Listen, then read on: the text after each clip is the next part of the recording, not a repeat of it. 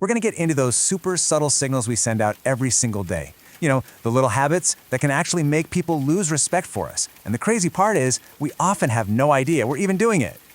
I mean, have you ever felt that? It's that weird sinking feeling when you notice a shift. A friend is suddenly distant, a coworker's vibe is just off, and you're just sitting there replaying everything in your head thinking, wait, what did I do? And here's the really tough part, right? People almost never tell you. They're not going to sit you down and be like, hey, I've lost respect for you because of this. No way. They just fade out. They create distance. So it's totally on us to figure out what silent messages we might be accidentally broadcasting. So let's get into it. What are these behaviors? We're going to break down 5 of the biggest, most common habits that silently kill respect. Think of this as, a little diagnostic checkup for your social life. Okay, first up, and this one's tricky because so many of us do this thinking we're just being polite. It's apologizing for everything. Now, let's be super clear here. This isn't about owning up to a mistake. That's a good thing. That's a sign of strength. No, we're talking about apologizing for simply existing, for taking up space, for having a need, for just being there. You know the scenario, right? Someone bumps into you in a crowded hallway, and what's the first thing you say? Oh, I'm so sorry. You think you're being polite, diffusing the situation, but what they hear on a subconscious level is that you feel like you're in their way, that you don't even have a right to the space you're standing in. And look, if you act like you're an inconvenience, you're basically handing people a permission slip to treat you like you're optional. It's a really powerful and usually totally unintentional message to send. All right, number 2, and this one is very closely related to the first. It's explaining yourself too much. And let's be real, this usually comes from a fear of being judged, a fear of disapproval. You set a simple boundary, maybe you just say no to something, and then you immediately launch into this long, detailed reason why. You're sending a hidden message you don't even realize. So you think, I'm just being reasonable. I'm giving them a valid reason. But what they're actually hearing is your own insecurity about your decision. It basically says, my no isn't final. It's up for discussion. Please approve of my boundary. All that extra talking just proves that you don't actually believe that no is a complete sentence. Real respect comes when you can state your boundary clearly and calmly and just leave it at that. No defense necessary. Okay, on to number 3. And this one, this can be a tough one to face, especially if you're a naturally kind person. Being a people pleaser. Look, it almost always comes from a good place, right? You want to be helpful, you want to be liked.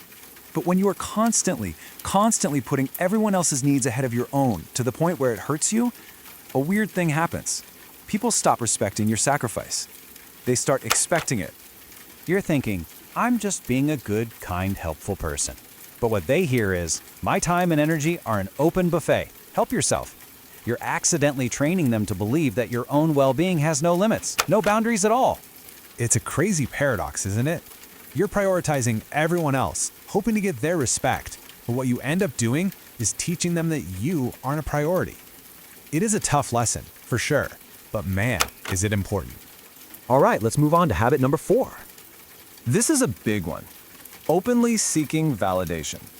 It's that constant need for someone else to tell you you're doing okay, that your work was good, that you're on the right track. And hey, we all love a bit of encouragement, nothing wrong with that. But when it becomes a constant need, it puts this huge weight on the people around you. It makes them feel like they're in charge of your self-worth. So you might ask a simple question. Hey, did I do okay on that? And you think you're just asking for feedback. But when you do it all the time, the subtext becomes, please manage my self-esteem for me. It changes the whole dynamic. You're no longer equals. You've basically turned your friend or colleague into your emotional support system. And that can be really draining for them. And this is a really subtle trap, because getting that validation feels good. It feels like connection, like they care. But sometimes it just creates these really fragile relationships where people might stick around because it's just easier to keep telling you you're great than it is to have the difficult conversation about your insecurity. And that brings us to our 5th and final habit. This one is all about credibility, plain and simple. Talking big, delivering small. You know, respect is built on trust, and trust is built when your words actually match your actions. When there's always a gap between what you say you're going to do and what you actually do, that foundation of trust just starts to crumble. Come on, we've all known someone like this. Or maybe we've even been this person at some point. You make these huge declarations. I'm going to start working out. This is the year I fix my life. But the people around you, the ones who really know you, they've heard it all before. And every time you say it and don't follow through, it's like another little chip gets taken out of their respect for you. Because at the end of the day, potential doesn't earn respect. Proof does. People respect consistency. They respect the person you prove you are with your actions, not the person you keep promising you're going to become. Okay, so we've gone through these 5 habits. Now what? Where do we go from here? Well, the path forward isn't actually about trying to control what other people think of you. It's about going deeper. It's about changing how you see and treat yourself. It all starts with building self-respect. So think of these as the antidotes, right? The direct countermoves to every habit we just talked about. So instead of apologizing for existing, you own your space, unapologetically.